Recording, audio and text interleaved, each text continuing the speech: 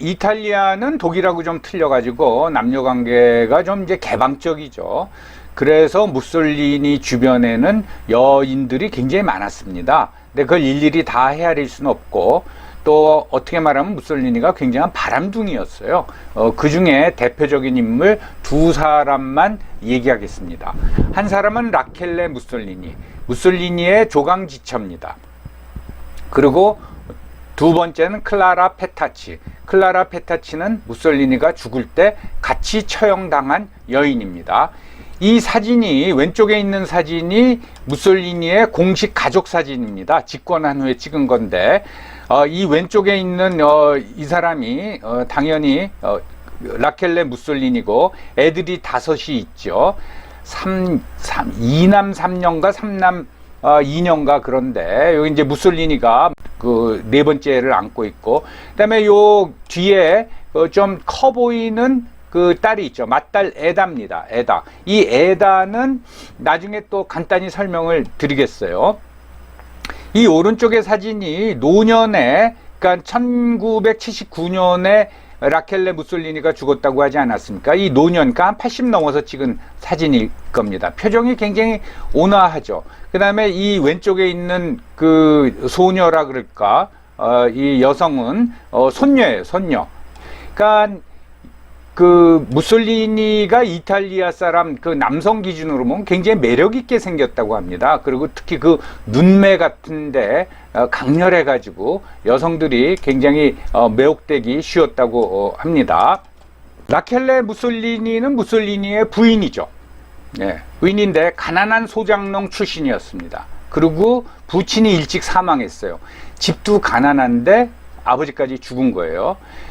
그 라켈레가 우리로 치면 초등학교 다닐 적에 무솔리니의 엄마가 그 학교의 교사였어요. 그러니까 라켈레는 무솔리니 엄마의 제자였죠. 그래서 그때 이미 무솔리니가 라켈레를, 어머니의 제자인 라켈레를 알았다고 합니다. 근데 이제 무슨 일이 일어나나 하면은, 무솔리니의 아버지가 알렉산드로인데 그 고향에서 대장장이, 그러니까 농기구를 만들어서 팔았겠죠. 팔다가 그 동네에 있는 술집이 갑자기 비었다고 합니다. 그러니까 아마 주인이 팔고 어딜 가는 모양이어서 그 술집을 인수해가지고 운영을 하면서 누군가 그걸 관리를 해줘야 될 거 아닙니까? 서빙도 해야 되고 주방 일도 봐야 되고.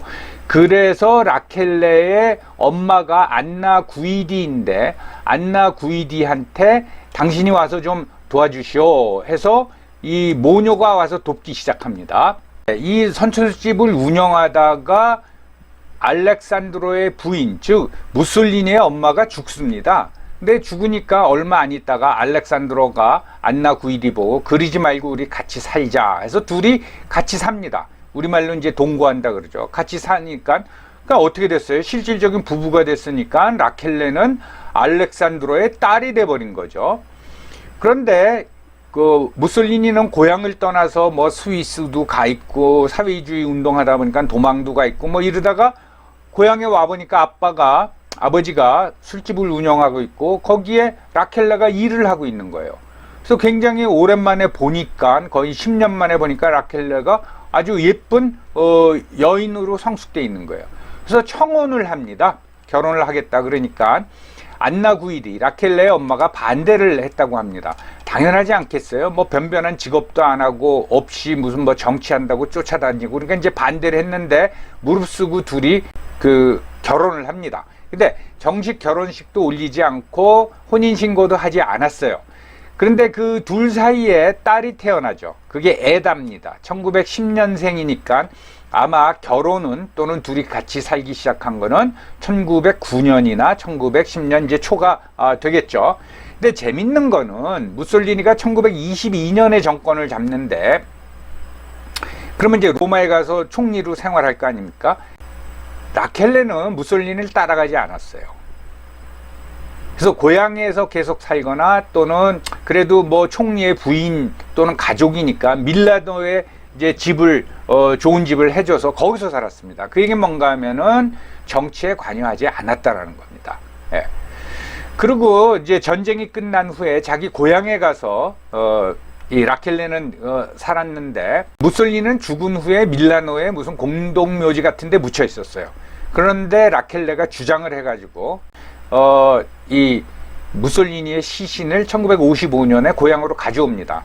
그래서 이제 자기네 가족묘 같은 데다가 안장을 하죠. 그리고 1979년에 거의 90 다 되도록 살고 죽었는데 그동안 뭐 했느냐, 뭐 아닌 말로 뭐 독재자 부인한테 누가 돈을 갖다 줬겠어요. 뭐 그러니까 식당을 운영했다고 합니다. 그래서 무슨 식당이냐, 우리로 치면 뭐 이태리 식당이죠. 파스타도 팔고 피자도 팔고.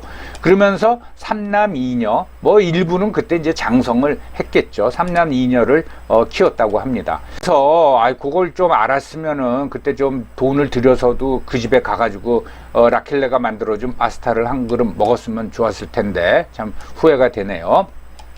그래서 다시 말씀드리면 표정이 온화하잖아요. 이 노년에 그 손녀도 표정이 굉장히 밝고, 요 오른쪽에 있는 이 사진은 뭐냐, 이게 소피아 로렌입니다. 이태리의 유명한 배우죠. 요전에 뭐 클라우디오 카르디나레를 소개했지만 사실은 뭐 소피아 로렌이 더 유명하죠. 젊었을 때 사진입니다. 34년생이니까 뭐 지금은 뭐 할머니가 됐죠. 이 소피아 로렌을 왜 꺼냈나 하면, 소피아 로렌의 언니가 무솔리니의 그 며느리입니다. 그러니까 이 사돈집 딸이 되는 거죠. 소피아 로렌이. 그거 보면은 무솔리니 아들 중에서는 굉장히 유명한 그 음악가가 있어요.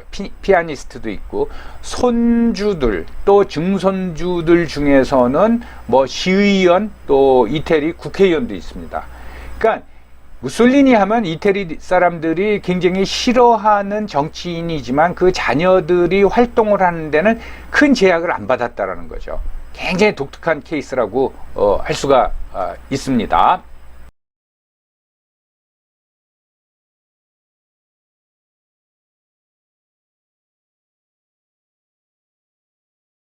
그 다음에는 클라라 페타치입니다. 1912년생이고 1945년에 무솔리니하고 같이 죽었다 그랬죠. 요 사진만 봐도 상당한 미인이죠. 예, 미인입니다. 언제 찍었는지 모르지만 아무튼 뭐 33살에 죽었으니까 젊었을 때 사진이겠죠. 무솔리니하고 나이가 29년 차입니다. 굉장히 차이가 많이 나는 거죠. 로마의 그 부유한 의사, 그러니까 굉장히 유명한 의사의 집에서 태어나서 부유하게 자랐고, 1934년, 그러니까 20대 초반에 이제 결혼을 해서 42년에 이혼을 합니다. 그 사이에는 그냥 평범한 가정주부로 지냈다고 하는데, 이혼한 이후에 무솔리니를 따라다녀요. 그러니까 아마 젊었을 때부터 무솔리니에 대해서 나이 차이가 많이 나지만은 아마 그 매력을 느꼈던 것 같습니다. 그러다가 무슨 일이 일어나냐면 1943년도에 미군이 이태리 반도에 상륙을 하니까 이탈리아가 이제 패전하게 생겼다라고 이제 느낀 겁니다. 그래서 무솔리니 내각의 장관들이 반란을 일으키죠. 미군과 휴전 협정을 해야 된다. 그런데 무솔리니가 그걸 반대하니까 무솔리니를 체포해 버립니다.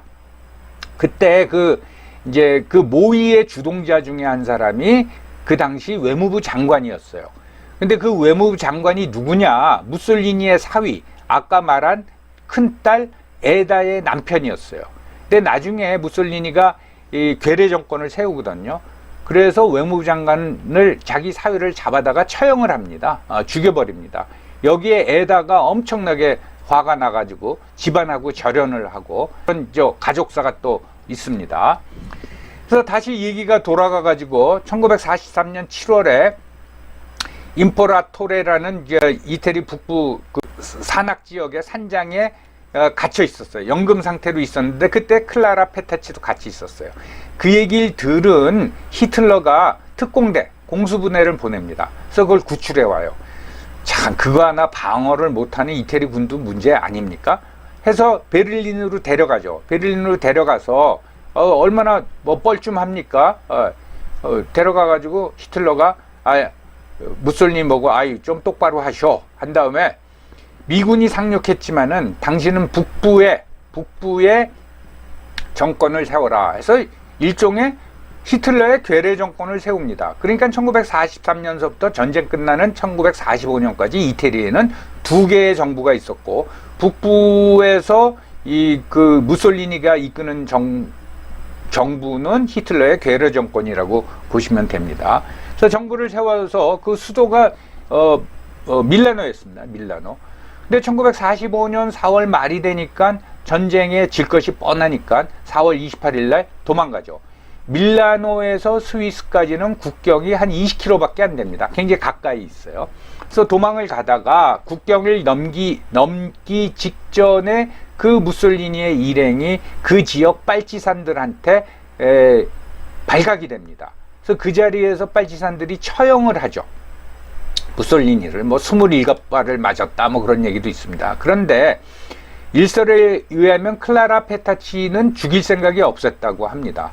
그런데 그 빨치산들이 무솔리니한테 총을 겨두니까 클라라가 무솔리니 몸 위로 덮치고 그 위에다 총을 쏴가지고 둘 다 죽었다고 합니다. 그래서 일행이 모두 4명, 수행원 2명, 클라라, 그 다음에 무솔리니 4명이었는데 그 시신 4구를, 국경에 있던 시신 4구를 밀라노로 데려와서 밀라노 로레토 광장 주유소에 처마라고 할 수 있죠. 처마에다가 거꾸로 매달려 놓습니다. 얼마나 비참해요. 거꾸로 매달아서 전시를 해요. 또 일설에 의하면 썩을 때까지 전시했다라는 얘기가 있습니다. 그런데 여기서 반전이 일어납니다. 이게 그 사진이죠. 여러분들 아마 이 무솔리니의 최후 이런 거를 치면은 이 사진이 나올 겁니다. 굉장히 많습니다. 그 중에 가장 덜 처참한 사진을 제가 뽑았어요. 자, 보시면은 요 4구가 있으면 요 2사람은 수행원이었겠죠. 네, 수행원이고 요게 무솔리니입니다. 그 다음에 여기 매달려 있는 게 클라라예요. 네. 보면 여기 빨치산, 총든 빨치산도 있고 여기 군중들이 많으면서 그냥 별 야유, 욕설, 돌 던지고 그런 일이 이제 벌어지고 있는데 클라라의 시신을 맨 처음에 매달았을 적에 클라라가 스커트를 입고 있었으니까 클라라의 스커트가 뒤집어졌죠. 그래서 클라라의 뒤집힌 스커트라는 용어도 있습니다. 뒤집어지니까 내의만 입은 하반신이 다 드러난 거예요.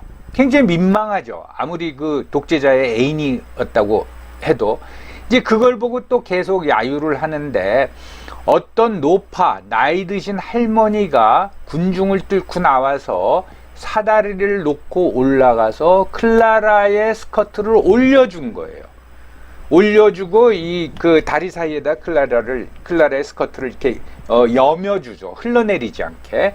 또 일설에 의하면은 아예 무릎 부근에다가 벨트로 감아줬다고 합니다. 이게 바로 클라라의 스커트를 여며준다는 거죠. 망자에 대해서도 최소한의 격을 지켜줬다라는 거죠.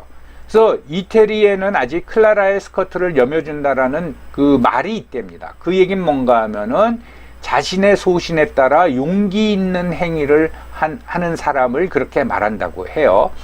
그래서 지금 예전에는 클라라의 뒤집혀진 스커트가 사진이 있었는데 이태리 정부가 했는지 누가 했는지 지금 찾아보면 하나도 없어요. 전부 다 여며진 스커트를 입은 클라라의 시신 모습만 보여줍니다. 예. 또 한편으로 생각하면 그 뒤집혀진 시신, 그 스커트 시신을 봤을 적에 외국 사람들이 이태리 국민에 대해서 어떻게 생각을 할까요? 예, 그런 부분도 있습니다. 참고적으로 트라우들 융에를 이제 말씀을 드리겠어요. 클라우들 융에는 독일 여성입니다. 어린 나이 19, 20살에 1942년서부터 1945년까지 히틀러의 개인 비서를 지냈어요. 히틀러는 개인 비서가 5명이었다고 합니다. 주로 이제 서신을 타이프하거나 서류를 정리하거나. 그런데 이 여성이 히틀러가 죽을 때까지 전쟁 말기에 그 지하 벙커에 같이 있었어요. 그러다가 1945년 4월 30일 오후에 히틀러가 그러니까 죽은 게 확인되니까 트라우들 융에가 지하 벙커에서 이제 탈출을 한 거죠. 이 탈출을 했을 적에 이미 그 주변에는 소련군이 쫙 깔려 있을 때입니다. 근데 하여튼 목숨을 부지를 했어요. 그리고 나중에 마지막 순간 히틀러 비서의 회고록이라는 걸 써요. 이것이 히틀러 최후의 날들을 아는데 상당한 도움이 됩니다. 이 책을 바탕으로 해서 트라우들 융에는 꽤 오랫동안 바탕을 해서 독일 사람들이 만든 영화가 몰락이란 영화입니다. 영어로는 Downfall. 이 독일에서 만들었어요. 근데 굉장히 히틀러를 객관적으로 잘 그렸습니다. 그래서 기회가 되시면은 혹시 몰락이란 영화를 찾아서 보시기를 권합니다. 자, 히틀러가 죽을 적에는 에바 브라운이 옆에 있었고, 무솔리니가 죽을 때는 클라라 페타치가 옆에 있었습니다. 근데 우연의 일치인지 모르지만은 그 두 여성은 태어난 달도 똑같고 죽은 달도 똑같아요.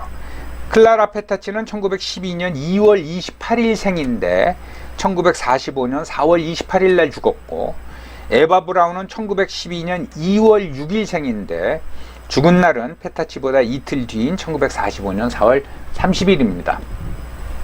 우연의 일치인지요? 그녀들의 운명이 그렇게 결정돼 있었는지요?